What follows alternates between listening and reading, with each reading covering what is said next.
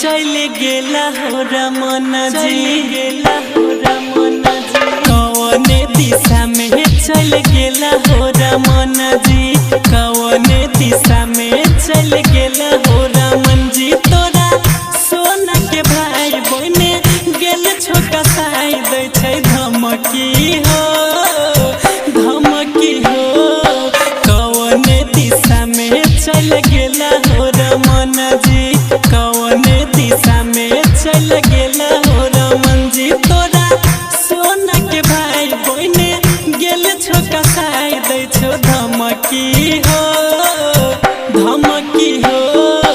कौन दिशा में चल गेला हो रमन जी कौन दिशा में DJ अमित राज तमालपुर हाट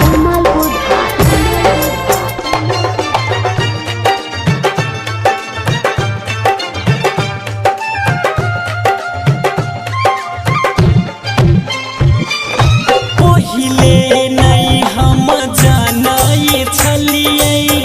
होते बड़का विवाद हो धीरे धीरे खुले रहल छो तोहर सब राज हो राइटर रमेश जी के फसल कई नंदू निराला के धमकल कई कल हो एहन काज हो कौन दिशा में चल गेला हो रमन जी कौन दिशा में चल गेला हो रमन जी तोरा सोना के भाई बहने गेल छोका साई दै छो धमकी हो कौन दिशा में चल गेला हो रमन जी कौन दिशा में DJ अमित राज तमालपुर हाट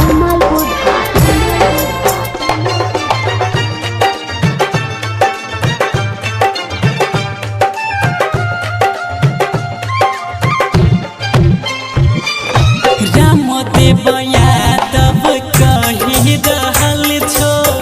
बात सच हो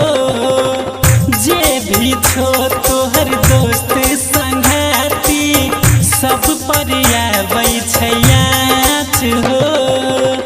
पुलिस थाना दुनिया जमाना सबके छो तो रे निशाना